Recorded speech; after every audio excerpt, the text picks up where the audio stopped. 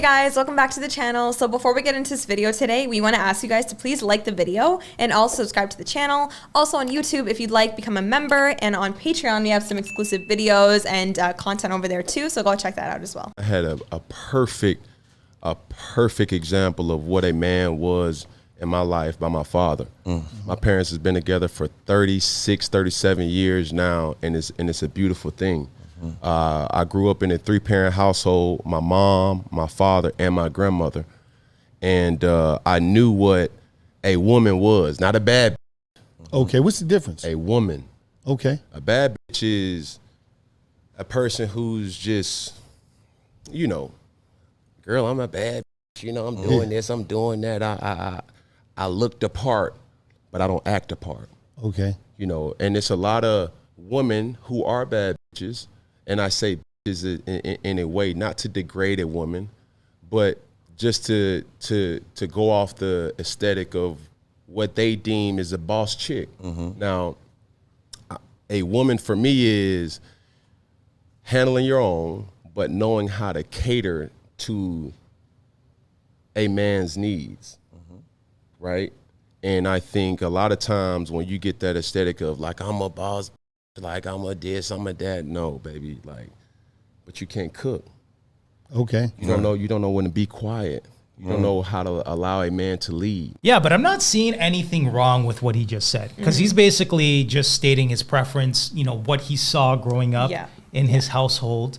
And ultimately, he's just providing what he's used to seeing and ultimately what he likes. Yeah, and he's also giving just the main points of what men want, right? And like you said, it's just his preference. I know for me, I think I've mentioned this before on the channel, like my parents are still together. They've been together for what, like 20 plus years or something. My grandparents as well have been together for like over like 70 years. 70, yeah, something crazy, so right? So that's literally a century. Yeah. Yeah, that's crazy. Marriage. Yeah. So it's normal in my experience, I guess. So I've seen, and also aunts and uncles and like whatever, right? Like around my family, there are a lot of people who are in long-term marriages, right? So I think for me, I get where he's coming from. It's just what you've been raised with, and if you're lucky enough to be in a good example of that, you're gonna also want that for yourself. Right? If you see it working so well with other people in your family, that's going to be something that you want to do for you. Yeah, you know? but that's the thing. It works. Yeah. Right? Obviously, it's not perfect. Of course. That's, right? Yeah. There's going to be a yin and yang to everything, pros and cons. But there's more pros than cons, right? Having a family, having children within marriage, right? Black women getting married, uplifting the community. Yeah. Like there's so many pros to the community in its entirety. Yeah. And let's be honest, majority of the women that had a problem with what Cam said were black women. Yeah. Right? So they rather fight and scream to be independent, liberated, and free, single, not get married, have children out of wedlock, but in the same breath say they're pro-black. I don't get that. My one and only response to Cam Newton's interview, and if you didn't see it, here's the gist. You can only be a bad or a true woman if you fulfill a man's needs, okay? Let them speak, so, or you let them lead, okay? Fair enough. No, not fair enough. It's 2022, babe. Wake up. Also, you've got me messed up if you think I am doing things for a grown-ass man that he is fully capable of doing himself. I married a man, not a baby. Thank you very much. I will be a great wife someday. Believe that. But I am not at your every beck and call. You know why? Because I'm living my own life too, babe. Period. Yeah, Cam, that wasn't it. Wasn't it? Yikes. Look at her tone, right? The words that she's using, right? She's speaking as if she's a individual versus a team, a unit, relationship, right? So for a man hearing that, that's not going to be attractive to him building his empire, right? Or maybe connecting with a woman and ultimately starting a family, because she's speaking as if she still wants to live the single life and not necessarily the family life. Yeah, and women have this natural innate feeling of like nurturing and caring for one another, right? Especially if it's your spouse and your husband and whatnot and your children. So for her to say that and say, I'm not going to be there for him, I'm not going to care for him, whatever, you're not marriage minded, right? So I think maybe she just has a different perspective on that. Where if you are marriage minded and you, like, clearly I don't think she's married, then you would be thinking otherwise. Married. Yeah. She said she was? She said she wasn't married. She wasn't? Yeah. So there you go. So you don't know, right? Because you're not in that. And maybe you haven't seen other people to understand why someone would say that and be caring towards your partner.